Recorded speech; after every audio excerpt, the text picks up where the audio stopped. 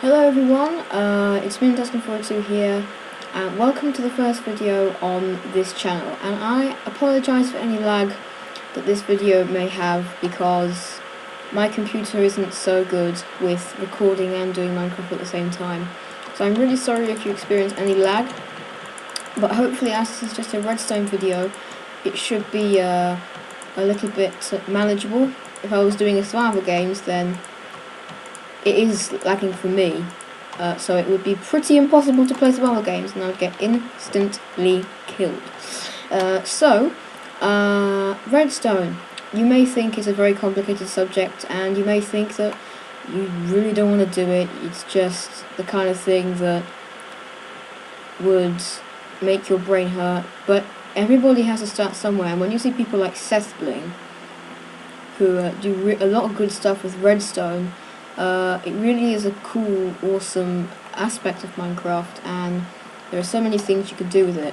So I'm going to stop waffling on, a bit like my cone, and start doing this video. And that was a very, very big lag spike there. I'm very sorry for that. So, this is the Redstone tab in the creative inventory, and when you first see this, you might be pretty overwhelmed and think, oh my god, what is all this? But I'm just going to say, don't worry, some of the stuff in here has actually got absolutely nothing to do with Redstone. For example, I've got no idea why fence gates are in here. I've got no idea why doors are in Redstone. I would expect doors and fence gates to be in decoration blocks, but probably because they can be activated by Redstone, they're here. But don't worry, everything in this creative inventory right here, everything in this menu is extremely simple. It will blow your mind. Apart from the comparator, they're a little bit more interesting, a little bit more in depth, but we'll get to them later. So, let's get started. The main things you will have in your Redstone toolkit are these items right here. Redstone dust. This is the main thing itself. This is what you will be placing on the ground to make your circuits. Now, think of redstone in Minecraft like electrical wiring in real life. In creative, you'll find everything in the creative inventory, but if you want to copy any of this in survival, to get redstone, you have to mine redstone ore. And you find redstone ore below level 12 or 13, around the same level as diamonds, but they are far more common than diamonds. And when I first started playing Minecraft, I got pretty annoyed at how many diamonds I would see. Sorry, pardon me. I got so annoyed at how much redstone I would see at levels where they were meant to be diamonds, and that really annoyed me. So yeah, when you walk over it, or when you hit it, it will light up. Of course, I'm in creative, so if I hit it, it will just break it instantly. But if you are in survival, if you walk on it or hit it, it will light up. If you crouch on it, it won't light up. But that is how you get redstone in survival. When you mine redstone ore, it will disintegrate into about 4 or 5 pieces of redstone dust. And you can use this in brewing, but we're going to be going over how you can use it in circuitry. So, redstone dust, when placed on the ground, doesn't take up a whole block. You can walk over it without actually going up or down. It doesn't change your Y level if you look in the F3 menu. Sorry for the lagometer, but if you can see there, it doesn't actually change my Y level. It's still at 56. If you look in at my coordinates, it's still there. Thank you, the lagometer's going right now. But it's still at Y equals 56 there. And when you first place it on the ground, it will just look like a dot. It will just look like a big round dot on the ground like that. And if you place redstone connecting it, if you place it in one direction, it will just make a line. If you place it like that, in all directions, it will make a sort of blob in the center connecting out to the 4 different blocks which you've placed it on. And you can make all sorts of configurations with this, like that. Break a hole in the middle, it'll be like that. And the circuitry is a little more complex than this, but hopefully you can get the idea of what redstone dust actually does and what it's for. You can also go up blocks. Redstone dust can also go up blocks like this, and it can also go down blocks.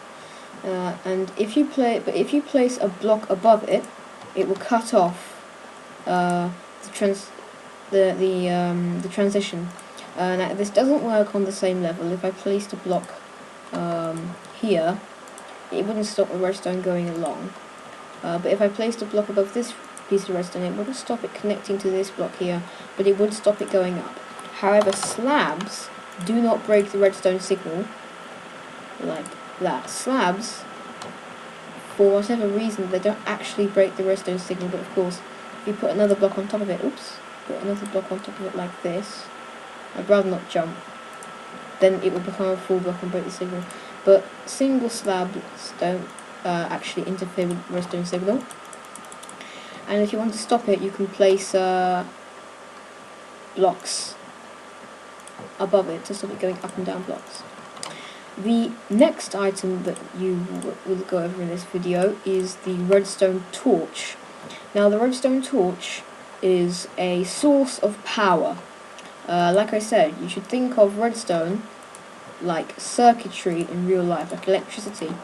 And as you will notice, when I place the redstone down, it's this very dark crimson red colour.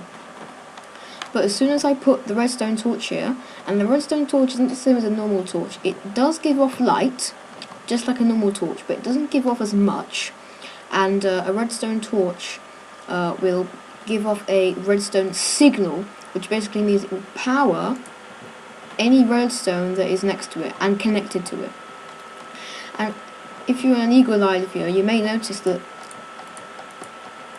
the brightness of the redstone is gradually getting less and less until here, where it's actually off.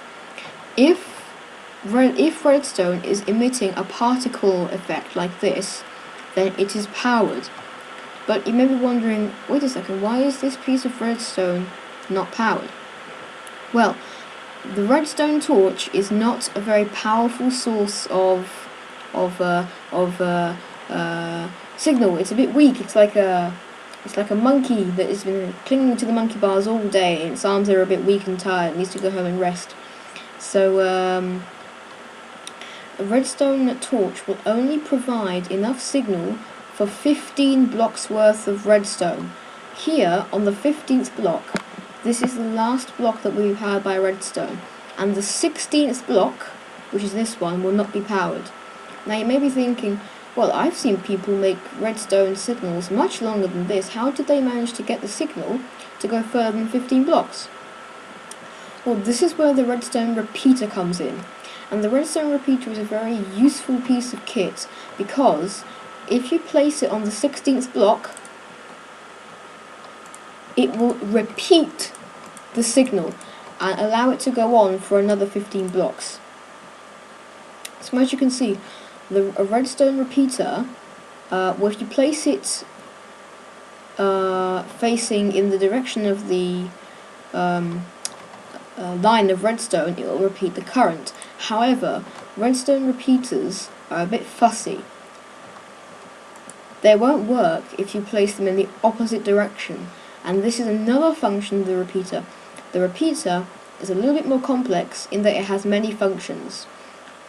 The first function is to repeat a signal, but the second function is also it can block a signal. Now that's not as effective here because the signal is already stopped. But if I placed it here, for example, you can show it more effectively. It blocks the signal. So if you place a redstone repeater sort of facing, if you put it facing away from the torch, if you put it facing away from the source of power, then it will continue the signal along. But if you make it face the source of power, they'll have a bit of an argument, and it won't let the redstone signal go through. It'll be like you shall not pass if you watch Lord of the Rings. So that is the first function of the redstone repeater, and I'm sorry for my cheesy Gandalf impression there. I'm just I'm so sorry. But anyway, thank you for watching this video that is a simple introduction to redstone. And I know I haven't gone through much in this video, but I don't want to overwhelm you. This is the redstone repeater, this is redstone dust, and that is a redstone torch. These are the three main things you will be using in Minecraft to make current and signals and make machines like calculators and sorting systems. There is one last feature of the repeater that I'll go more into in later videos, but I'll give you a quick overview of now. If you right click on a repeater, you will notice that the torch that is behind there are two torches on the redstone repeater. There are two lights. The first light is sort of stuck, but if you right click the repeater, the second light will move along this track.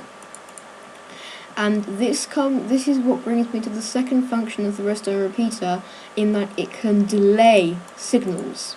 And you may be thinking, well, what does that mean? And like I said, I'll be going into it in more depth in later videos. But all it means is, if you provide a redstone, if you provide a circuit with some current, with a redstone signal, and you right click the repeater so that it is not in this position. In this position, it will not delay the circuit at all. In this position, if you provide the circuit with a source of power, it will not delay. The way I like to think of it is, if you put a redstone repeater into a signal, I like to think of it as splitting the signal in two halves, where the redstone repeater is the dividing line. On the first half of the line, in the first half, the signal is going to be instantaneous. The second you press the button or flick the lever, it will power the circuit. But the second half will not get powered until the redstone repeater lets the current through. And if you right click it once, it will delay it by a little bit. If you right click it twice, it will delay the signal even more. And if you right click it a third time, it will delay the signal even more still. So the more times you right click the repeater, the more delay you will give the circuit. And that's pretty much all I have to say today in this video, mostly because of the goddamn YouTube guidelines, which don't let me go further than 15 minutes, but also because I don't want to overwhelm you guys, and if I give you too much information in one video, it may put you off redstone, which I really don't want to do, because it is an amazing thing, and I hope this video has helped you a lot. So, redstone dust, which you get from mining redstone ore, can be placed on the ground to make like a wire. A redstone torch provides the redstone dust with a signal, and a redstone repeater can either repeat the signal, block the signal if you put it in the other direction, or, and again I apologise for lag, or it can repeat the signal and also delay it. And it delays it by a particular amount of time depending on how many times you right click the repeater. So that is your simple introduction to redstone, and I know that many people will not like this video because I'm going over things that are really noobish, but I just want to make sure that everybody who is watching this video has a basic concept of redstone. And if you think that this video is a little bit simple for you, or if you feel like you're more advanced than this, then I'm sorry, but you don't need to watch it, and I'll be putting out more advanced videos soon. But so this is going to be a series in which I recommend you watch each video one after the other, because if you skip to like episode 5 without watching 1 through 4, then you might not understand everything, because I may go over concepts which I haven't gone over, which you may not know, which I have gone over in previous videos, but because you haven't watched the videos, you won't know that I've gone over them. So thank you for watching, guys. If you did enjoy this video, then please give it a like, and if you want to see more of this stuff, including redstone videos, survival, factions, and survival games, then please do subscribe for more minty goodness in Minecraft. Thank you for watching, and I will see you all next time. Bye!